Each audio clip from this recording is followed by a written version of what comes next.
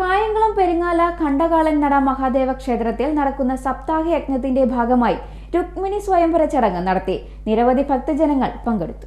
തിരുവിതാംകൂർ ദേവസ്വം ബോർഡിന്റെ അധീനതയിലുള്ള കായംകുളം പെരിങ്ങാല ശ്രീ കണ്ടകാളൻ നട മഹാദേവ ക്ഷേത്രത്തിലെ ഭാഗവത സപ്താഹ യജ്ഞത്തിന്റെ ഭാഗമായി രുക്മിണി സ്വയംവര ചടങ്ങ് നടന്നു.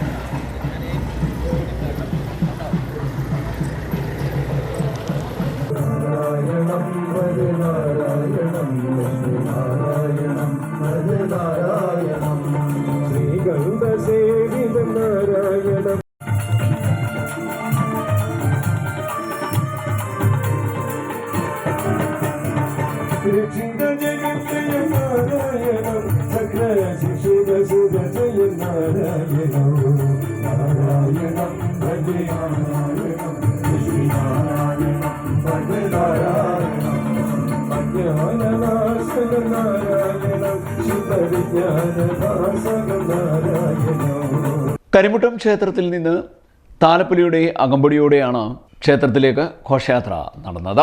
കായംകുളം നഗരത്തിൽ പെരിങ്ങാലയിൽ സ്ഥിതി ചെയ്യുന്ന ക്ഷേത്രത്തിലെ വിഗ്രഹത്തെ കണ്ടകാള വിഗ്രഹമായി സങ്കല്പിച്ചാണ് പൂർവികർ ആരാധന നടത്തിയിരുന്നത്.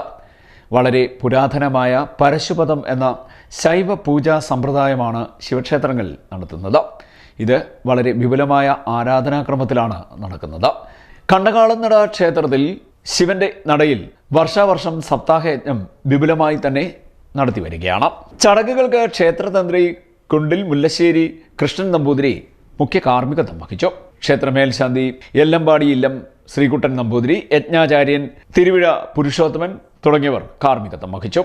സപ്താഹയജ്ഞത്തിന് കഴിഞ്ഞ 9-ന് തിരുവിതാംകൂർ ദേവസ്വം ബോർഡ് അംഗം അഡ്വക്കേറ്റ് എ അജികുമാറാണ് ദീപപ്രോജ്വലനം നടത്തിയത്. നിരവധി ഭക്തജനങ്ങൾ ചടങ്ങുകളിൽ പങ്കെടുത്തു. രുക്മിണി സ്വയംവര ഘോഷയാത്രാ ചടങ്ങിന് മുന്നോടിയായി ഹരിനാമ കീർത്തനം, ഗണപതി ഹോമം, വിഷ്ണു സഹസ്രനാമ ജപം, ഉഷപൂജ, ഗ്രന്ഥ നമസ്കാരം എന്നിവ നടന്നു. രുക്മിണി സ്വയംവരത്തിന് ശേഷം സ്വയംവര സന്ധ്യയും നടന്നു. തുടർന്ന് 4-ാം പാദ കീർത്തനം, ശ്രീചക്ര പൂജ, നാരീപൂജ എന്നിവയും നടന്നു. സപ്താഹം 15-ന് സമാപിക്കും. ക്ഷേത്ര ഉപദേശ സമിതി ഭാരവാഹികൾ ചടങ്ങുകൾക്ക് നേതൃത്വം നൽകി. CD net news Kayamkulam.